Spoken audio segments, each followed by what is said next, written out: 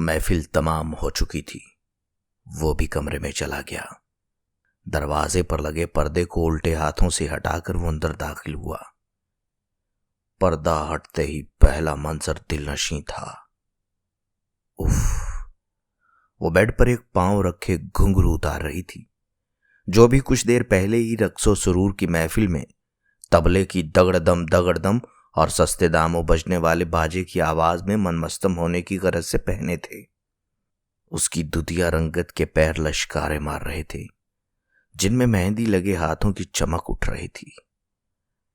آداب! وہ یہ کہتے ہی پاس رکھے صوفے پر دراز ہو گیا۔ اس کے ہاتھ میں ادپیا سگار تھا۔ دراز قامت لاش پہ سفید کاٹن پہن رکھی تھی۔ مرزا صاحب محفلیں تو باقاعدہ اہتمام سے دیکھا کرتے تھے، مگر آج کمرے تک آنے کی جرت بھی کر بیٹھے۔ جرت تو انہیں اول دن سے ہی تھی، مگر آج مہر النساء کے کمرے میں مردانگی کا پہلا قدم تھا، جو شاید اس کے دل کی دھڑکنوں کو ساکت کر رہا تھا، مگر اس نے خود کو نارمل ہی رکھا تھا۔ جواباً بھی آداب ملا۔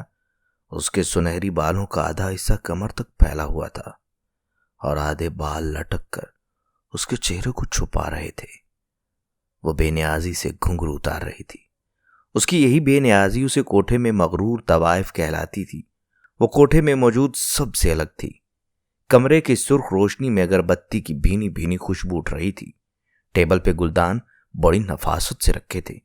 ایک عدد خالی ڈسٹ بین اس بات کی گواہی دے رہا تھا کہ یہاں رہنے والی نفاست پسند ہے۔ آپ کے خد و خال بڑے دلربا ہیں، جسم تو ہرنیوں جیسا، آنکھیں ہیں کہ جادو، ماشاءاللہ۔ شمع محفل ہیں آپ تو۔ ارے آج تو آپ کی پہلی انٹری نے ہی دل لبھا دیا۔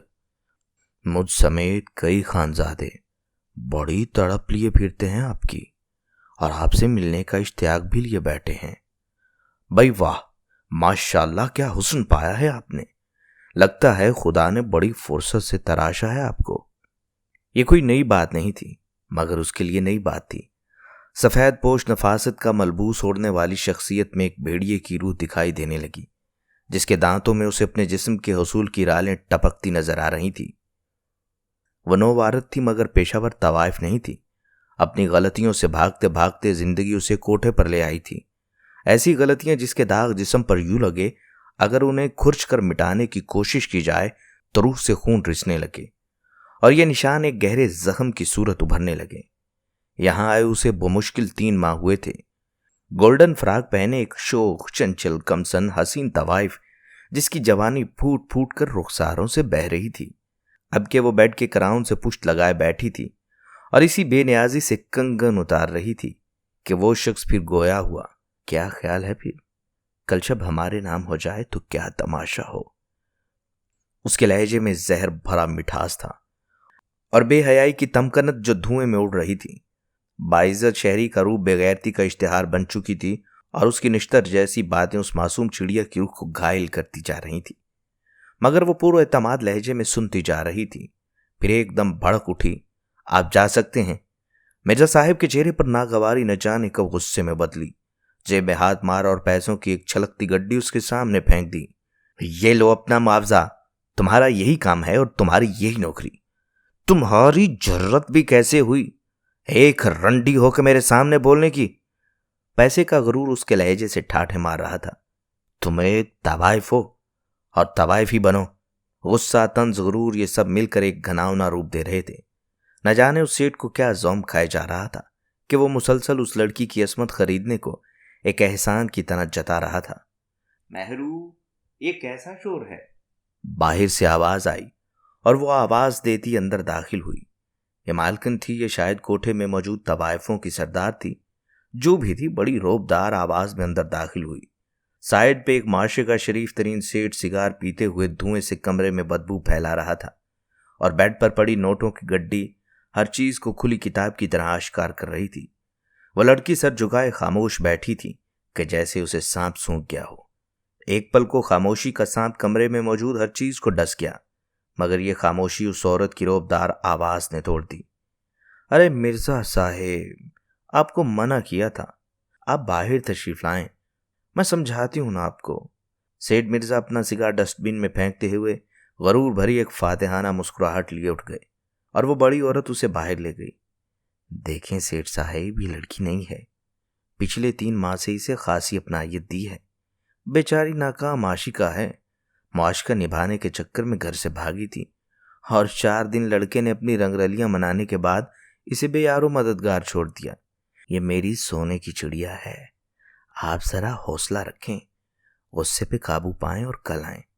बाकी खुसर पुसर बिचलती रही, मगर ये अल्फाज उसके कानों में सीख की तरह घुस गए थे और उसे अपनी रूह उन लफ्जों के अंगारों में पकती महसूस हुई। जरा देर गुजरी तो औरत अंदर आई और मेहरू के साथ बैठ गई, जो शायद रो रही थी। उसका काजल आंखों से बह चुका था। वो फूट फूट कर रोना चाहती थी, मगर उसे वहां दिलासा देने वाला कोई नहीं था। उसे मालूम हो चुका था कि अब वो वक्त आ चुका है जब मालकन के किए गए सारे एहसानात का बदला मेरी असमत बेच कर उतारा जाएगा। लिहाजा उसके सामने आंसू बहाना बेकार ही ठहरे। देखो मेहरू, मुझे पता है तुम्हारे लिए काम आसान नहीं, मगर सोचो इसके बिना तुम्हारे पास कोई चारा भी तो नहीं, कोई रास्ता है। बेगैरती तो तुम घर से भाग कर ही कर चुकी हो, अब बचा क्या है तुम्हारे पास? बाप तुम्हारा तुम्हारी इस हरकत से मर चुका, भाई यकीनन ढूंढ कर मार ही डालेंगे। ये कोठा हमारी दुकान है, ये सेठ हमारे ग्राहक हैं, हम तवाइफे प्रोडक्ट्स हैं, हमारे खरीदारों की जेबों में हमारी रोटी रोजी है और यही यहाँ की हकीकत है। पिछले 3 माह में तुम्हें कुछ नहीं कहा गया कि यहाँ रच बस जाओ। अब जरा गौर करो सारी बातों पे और ये पैसे उठा लो, ये तुम्हारी कमाई है, तुम ही रखना अपनी पहली कमाई। वो ये कहते हुए उठ गई, गोया ये कह गई हो कि ये बात आखिरी है। सारी रात ख्यालों में कटी।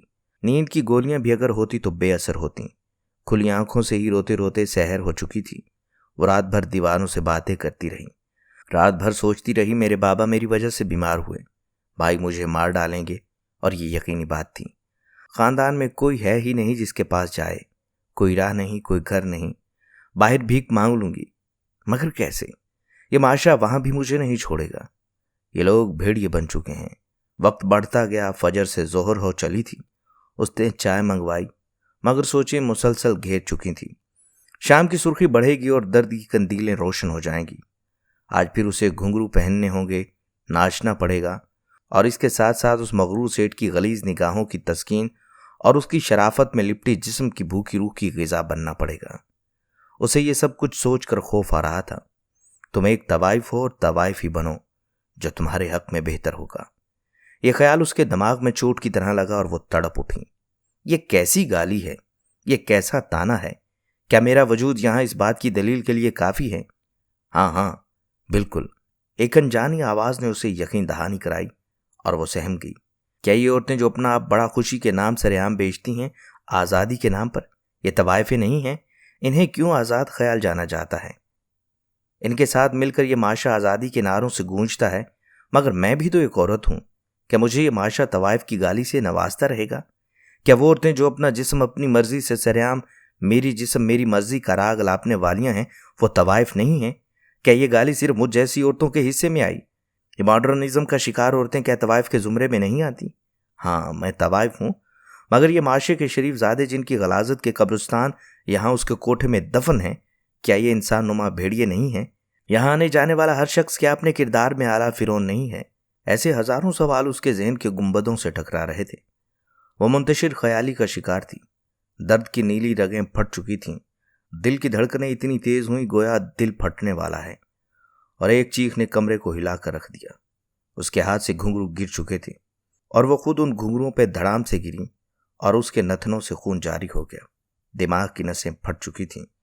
चाय की प्याली में डाला जहर चंद सेकंड में ही असर कर चुका था, और उन 3 माह का एहसान वो अपनी जान से गुजर के दे चुकी थी। जाते जाते पैसों की उस गड्डी के साथ एक कागज पर वो लिख गई, मेरी तरफ से ये उस जाहिल सेठ के मुंह पर मार दीजिएगा या फिर किसी एक लड़की की शादी कर दीजिएगा। मैं तवाइफ हूँ, मगर मैं अपना जिस्म नहीं बेच सकती। हम तवाइफों को दुनिया में ही मालूम होता है कि हमारी आखिरत खराब होगी, लिहाजा खराब हो तो कुछ यूं ही सही। अगर मेरा दूसरा जन्म हुआ तो मैं इश्क नहीं शोहर तलाश करूंगी।